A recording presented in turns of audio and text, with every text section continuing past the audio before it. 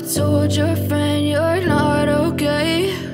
And tell me what's wrong and why you never said you felt that way. And guess you're trying to stay strong and fake a smile until I look away. But I've known you too long, it hurts to watch your blue eyes fade to gray as you fade away, as you fade away.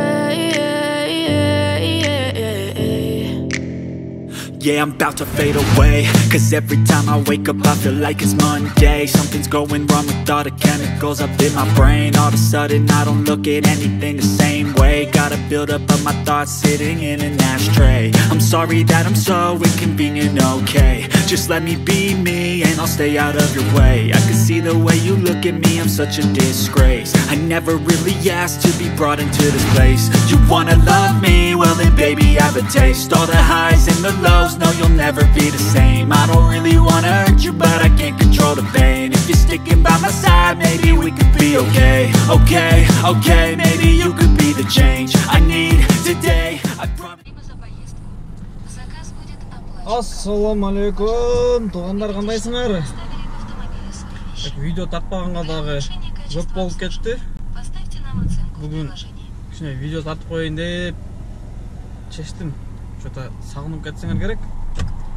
Бұл бала 5-6 видео шығара алмайды, оны жоқ болып кетті ғой депті. Қанттыңар анан, денсаулықтарыңар жақсы, іштеріңер боло табы. Менде дағы іштер өте қатты болып кетті. Видео тартқанға уақыт жоқ болып қалды. Так, не жаңалықтардан жазғыла комментарийге. Бізде жаңалық жоқ, ешті тытып отабыз. Құдаға шүкір еш жақсы эле болуп атат. Так, биринчи заказды бүттім. 20 минутта келдим. 633 рубль. Так, коэффициент менен алган болчум. Скриншот кылыш эстен чыгыптыр. Так, ушундай еш жакшы болуп атат, Кудайга шүгүр. Ешти кылып атабыз. Видео тартканга бир маанилүү деле окуя деле болгон жок. Москвада деле, Кыргызстанда деле ошого видео деле тарта албадым. Так. Заказды алдык, 1.34 менен берди, коэффициент менен. Анан акыркы күндөрү айтмакчы чын эле. Улукбек Карыбек оолун чыгарып алдыңарбы? Кыргызстандагылар? Молодец. Якта отуруп алып, мен деле кыжалат болдум. Ушундай эл үчүн иштеген, элдин көйгөйүн көтөргөн жакшы адамдарды камап турсак, элге эле кыйын болот кийин. Булыгы чыккан коррупцияны эч ким ача албай калат. Анан бул жерде саясатты не сүйлөп атасың деп калышыңар мүмкүн да. Мен айтайынбы? Көп айтат го. Ар ким өзүнүн ишин кылыш керек.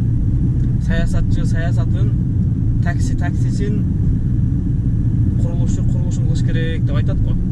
Мен ага кошула албайм. Конечно, бул менин оюм. Саясат өзү ар бир адамдын жашоосунда бар да. Көп сезбеш мүмкүн, бирок ошол саясатчылар жазган эреже менен жашап атпайбызбы? Анан кантип саясат бизге тиешеси жок болуп калышы мүмкүн. Мен ойлойм, ар бир адамдын дворник болосуңбу, таксист болосуңбу, стройкада иштейсиңби, мамлекеттик кызматта иштейсиңби, ар бир адамдын саясат менен иши болуш керек. Эми саясатка башчы менен кирип кетиш керек эмес. Жок дегенде сырттан кичине анализ кылыш керекпиз да. Анализ кылышыбыз керек. Азыркы, мисалы, депутаттар, министрлер сүйлөгөн сөзү менен кылган ишин салыштырышыбыз керек. Эски сөздөр бар да, видеолор азыркы заманда жакшы го. Мурда айткан сөздөрү бар, мен мындай кылып элем, мындай кылып элем деп.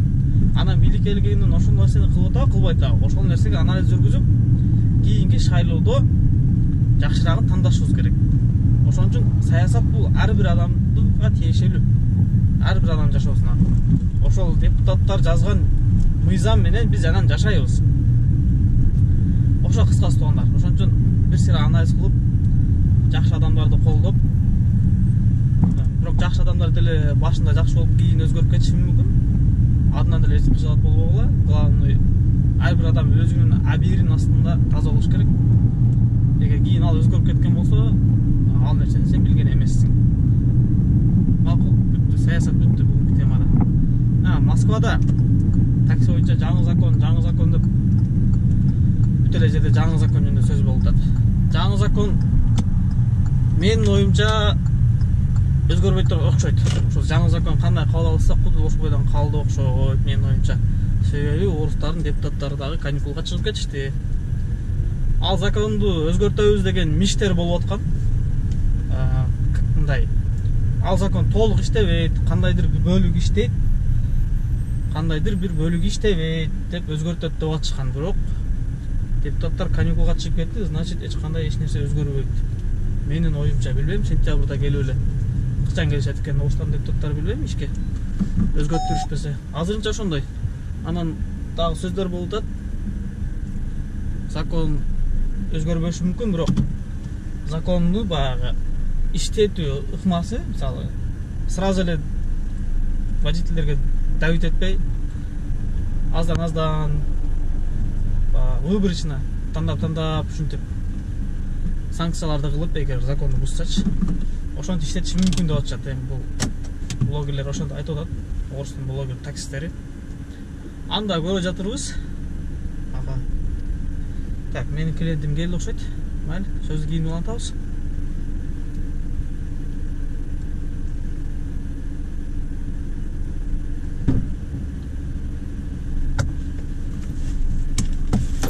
Здравствуйте. Здравствуйте. Сейчас, секундочку. Так, Приорова, да? Да. Так, бул бабушканы дагы алып келдик. Жакшы бабушка экен. Сүйлөшүп келдик. 29 минутта 512 рубль. Пожалуйста, убедитесь, что Минималка 550 рубль экен эле. для улучшения 38 рубль бонус кошуп берди. Поставьте нам оценку в приложении. Мындай. Так, эмне сүйлөшүп аттык элек? Баягы жаңы закон боюнча такси, Ошо менин оюмча таксинин жаңы закону иштейт. Бирок башында водительдер добивать этпей эле, секин анча водительдерди кармап, ушинтип секин законду иштетип башташат да. Бул менин оюм, анан анча блогерлер дагы ошентип айтып атышат, ошондой болсо керек депчи. Дагы көрүп жатырбыз. Ошо келе берсин чу убакыт.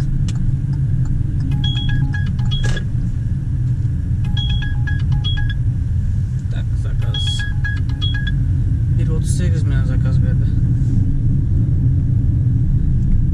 Анан Москвада күн салкын болуп атат. Кудайга шүгүр, мага жагып атат. Москвада ысыганда өтө эле бага влажность көп болгон үчүн мындай дәм болуп кетет да. Душно болупчу. Азыр салкын жакшы, кудайга шүгүр, жамгыр жаап, бир жумадан бери күн жакшы эле ысый элек. Бүгүн ысып атат. Бүгүн 27 градуска чейин ысытып аткан погода. Азыр ошондой эле болуп атат, ысык болуп атат. Анан эртең кайра жамгыр жаайт деп атат. Нормально, салкын болуп атат да, жакшы. Таксопарктар арендаларын түшүрүп, водительдер жетпей атат, эмеш го ушундай Москвада. Азыр Москвада эми стройкалар күчтүү болуп, стройкаларда иш жакшы болуп, ошондой болуп атат да, анчамчалар стройкага ишке чыгып кетишкен окшойт. Ошо водительдер жетишпей, коэффициенттер жанып, арендалар арандап, ушундай болуп атат. Мындай туугандар. Бүгүн бир ролик жазып коюн дедим. Топтон бери ролик жаза элек экен дедим. Кеттик эми, заказга барайлы. Туугандар, нерселер подписка болгула, подпискасы жок көрүп аткандар көп экен да, 80% подпискасы жок адамдар көрүп атат экен. Подписка кылып, поддержка кылып, класстан басып, комментарийден жазып, мындай. Так, 3-чү подъезд.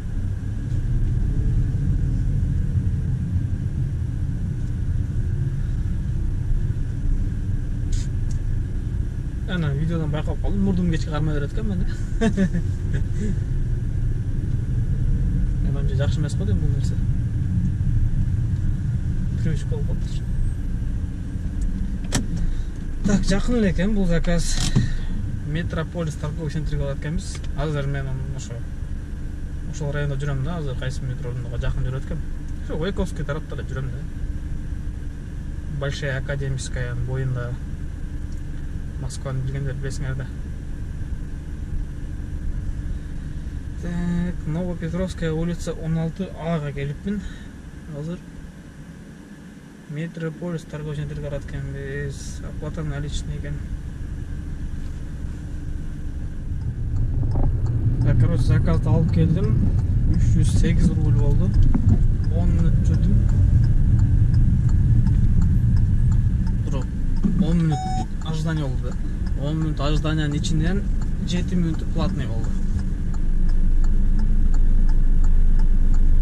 Так, ошондо 7,5 минут платный болуптур, 88 рубль ожидание болуптур. 220 рубль экен да поездка. Буну бүттүк. Линияга чыгабыз кайра. Торговый центр Метрополиске келдим.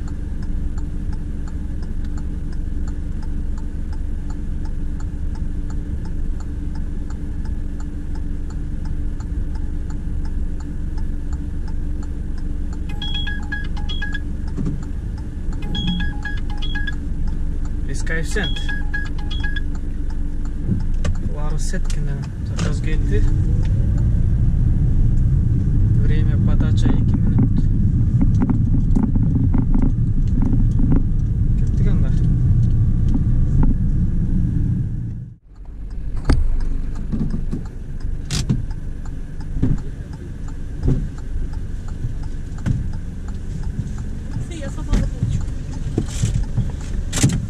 Здравствуйте. Здравствуйте. Челобитевское шоссе, да? Да. Челобитевское шоссе 19. Так, поехали.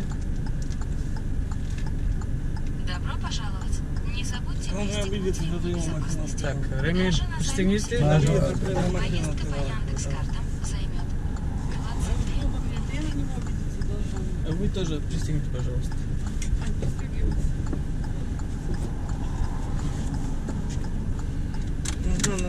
Натворил его.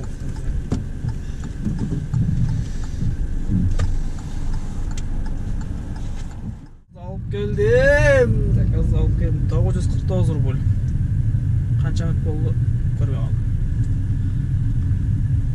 Так, кийинки заказга кетип долгая поездка алдым. Долгая поездка. Долгоруковская 40 жака алыпмын. Азыр мен Челобитевское шосседе жүрөм. Дмитриев шоссенин боюнда МКАДтан кичине чыкканда. Азыр мен башым керекмин клиентке. Өткөтүм оборот.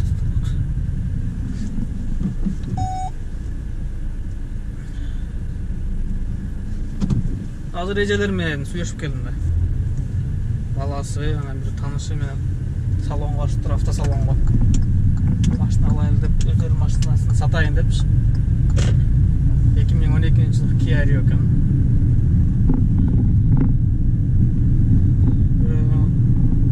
Сатпаң дедим анан. Эксперт болуп. 2012-жылы Kia Rio 50 000 пробег жүрүптүр. Салондан алган экен да, ошо 2012-жылы. 50 000 эми жүрүптүр. Дагы жок дегенде 400 000 500 000 жөнө жүрөт да, ойноп жүрөт. Эми бул эже жүргөн болсо майлы 300 000 жүрсүн дагы без проблем жүрөт. Машина жылы эски деп эле сатайын деп барган экен, машиналар ценасын көрүп чочуп кеттир. Машиналар азыр Москвада асманга учуп кеткен го, канаттары байлап.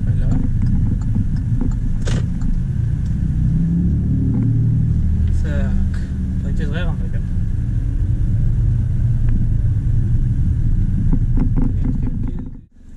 Сами? Да.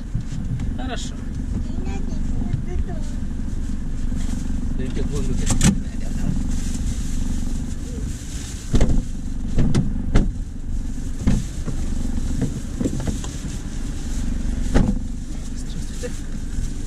Так, у вас 2 адреса, да? Да.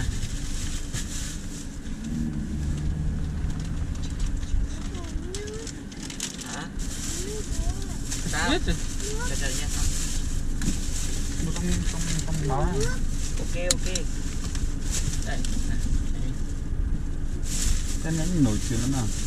Nổi rồi.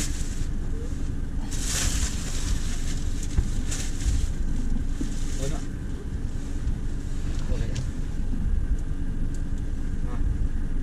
Ủa này nhá.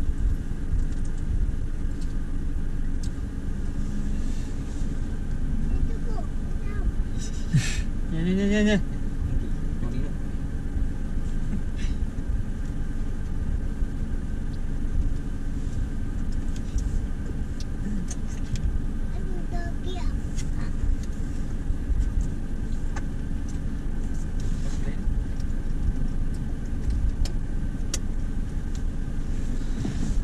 Окей.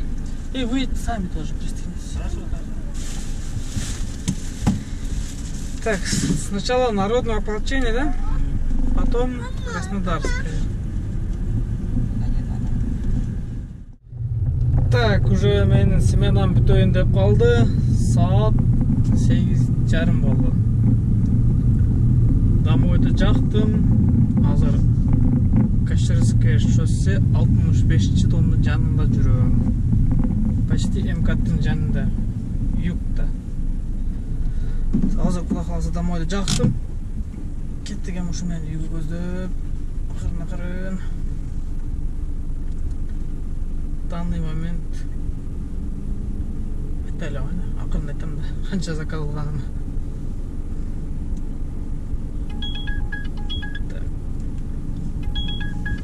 Так, МКаттан заказ келди го. 1,9 менен. Короче, домойду маршрутуму МКатка чыгарып туруп, анан Хорда менен айдат да, МКат менен барып, Хорда менен үйгө жакын болуп калсын элечи.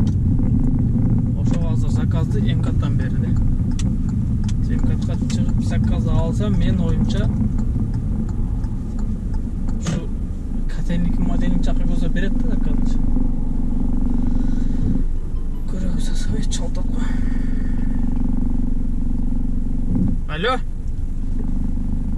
Алло. Здравствуйте. Здравствуйте. Мы заказали машинку, мы на заправке стоим на Газпроме. Понял, Газпроме. Это Подъедете? на развилке, да? Да, на развилке Газпром заправка. Да, конечно, подъеду. Давайте мы возьмем, нам просто опаздываем на вокзал на котельнике. Можно побыстрее? Желательно. Хорошо, я постараюсь. Ну, давайте. Gördüңөр бе? Такси болсаң ушундай опытный болуп каласың да. Секрет деле жок, просто маршрутту через котельники жак менен Хорда менен салып атат да. Ама ошо ойлодум, ошол жака көздөп заказ берсе керек деп. Как раз котельники жак экен. Ошол жакта автовокзал бар, междугородный. Ошо автовокзалга окшойт. Автовокзалга кечигип атабыз деп чалышты го.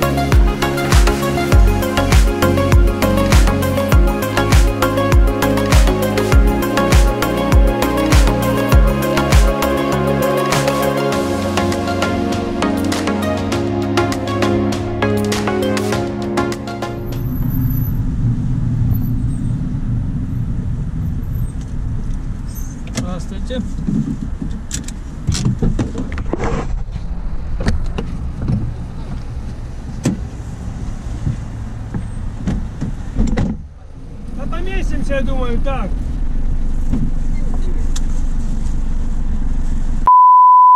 Честно.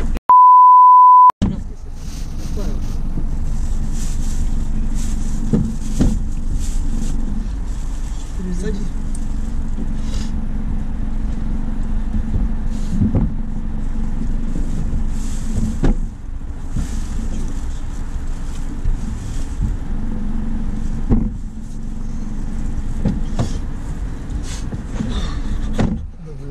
Здравствуйте.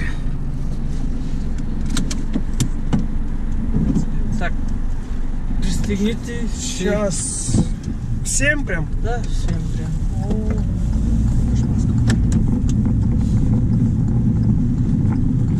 Что вы делаете? Держу, потому что неудобно держать. А, у вас понял. Сейчас отпущу, он назад вернется.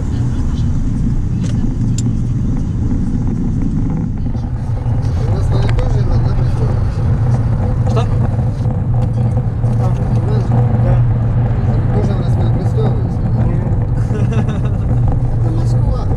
Да. Скажи номер привязки. 915. Тут мусора так же заживали, что они уже боятся переходить дорогу на зеленый даже. 189. 40 Подожди секундочку, подожди. 7915. Дальше. 189. 40 00. Шерик Бекки. Сбер? Да?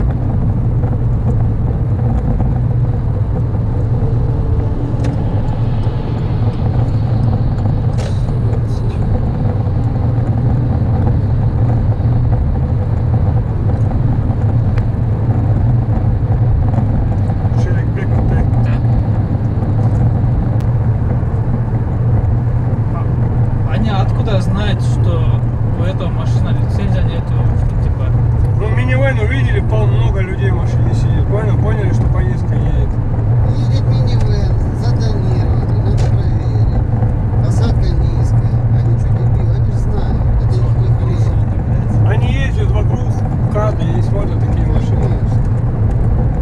Они не первый день работают, они каждую машину. Я думал, честно, сейчас нас шмалать будут.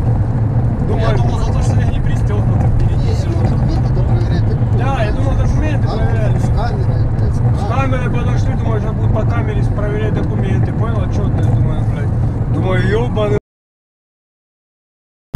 600-ка такая, блядь.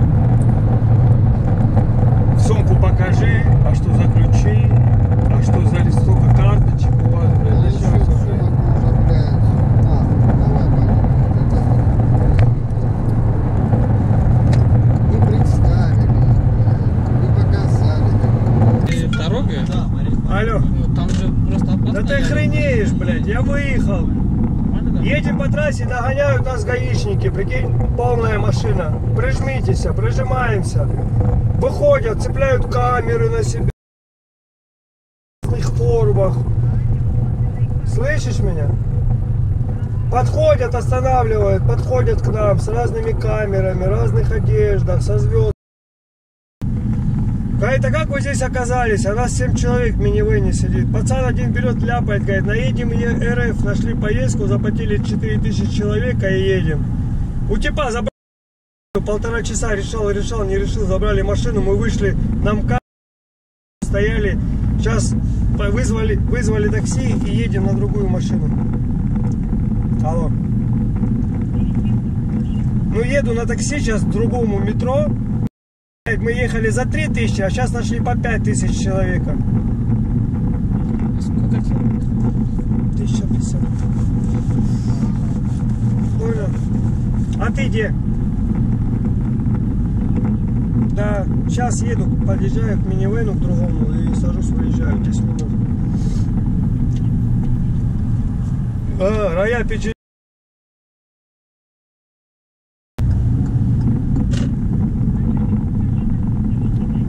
Он сказал им, что я еду. Как он им сказал? Что мы с Шабашки едем, да? Что-то такое он им сказал.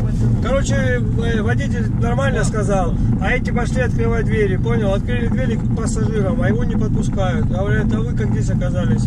А тип сидит такой, бля, ну мы едем РФ, нашли, заплатили 4000. А, заплатили и едем. А он говорит, а сколько вы заплатили? Он 4000 человека. И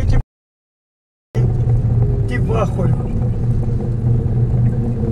На это ж лицензия нужна, понял? И все, у него забрали машину. Да.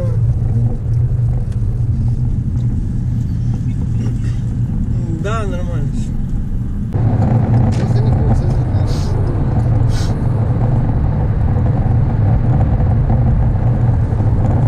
Сколько у вас минута есть?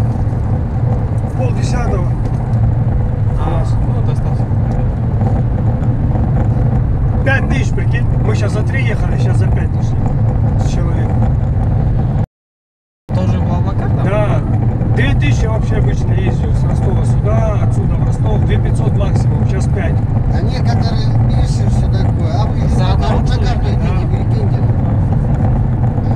На карту нам перекиньте деньги, а потом типа заедем. Типа билет Один, я ему сказал, слышь, давай торчи отсюда, его телефоном голосовой отправил. Он пишет, вы под чем? Вы что, соль употребляете? Прикинь, хуй. Сидит разводит, что я соль употребляю. Я говорю, я таких сам ищу, как ты ищешь, говорю, блядь. Дебил, блядь. Ярик, куда ж попадается? Попадаются. Если бы схема бы не работала, бы они бы там не висели, поверь мне. Алло. Домой мен 2 заказ алып, екі тең барғандан кейін отмена болды. Тілекке қарсы домой мен үйге жете албадым. Бірақ центрда коэффициент жаңа отқан екен, по деламды қойдым. По деламда 9% ашықша комиссия алады.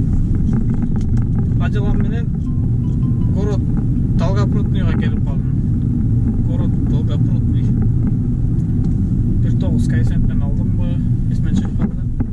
1461 рубль. Где-то бір 40 минуттай уақытта келдім да. Бірақ жақсы заказ болды. Қазір уже таксini өшіріп алып үйге кеттім. Үйге шейін где-то 20 минут екен. 4 километр. Бүгін ошондо қандай болды? Мен скриншотторуна қойып қоямын. Saat қаншада алдым мен заказды? По факту айтып қояйын. 9:41-де биринчи заказ алдым. Акыркы заказымды 23:10-да бүттүм. Ушунда канча салып болуп калат? Ал жагына эсептеп жазып коем. Точно эсептеш кыйын болуп атат. 9:40 12 saat, 10:40 13 saat, 13,5 saat. 13,5 saat. Ортосунда 1,5 saat чай ичкем. Ошондо 12 saat, прям 12 saat линияда болуптун да. 12 saatта бүгүн понедельник, число 17 июль 2023 жыл. 8335 рубль. 8335 рубль заказ болуп. Жакшы, нормально. Где-то 5300 иштепмин. Пробегим. Так. Үйгө барсам, ошондо үйгө барганымда уже 336 болуп калат экен. 336. Где-то 1300 бензинге де тагыз. 1700 аренда болсо, наверное, 5300 таза калат экен. Ушундай болду, туугандар. Смена ушу менен аягына чыкты. Кыскасы, туугандар, видео лайктан басып, эми лайк силер үчүн оңой нерсе, мен үчүн өтө көңүлдү көтөрөт турган нерсе да бул лайк. Блогерлер видео тартканда, лайк алганда настроениясы көтөрүлүп, мотивация жакшы болуп кетет, жакшы тартпайт депчи. Конечно, жаңы тартып баштаганымда кемчиликтер өтө көп, өзүм деле сезип турам.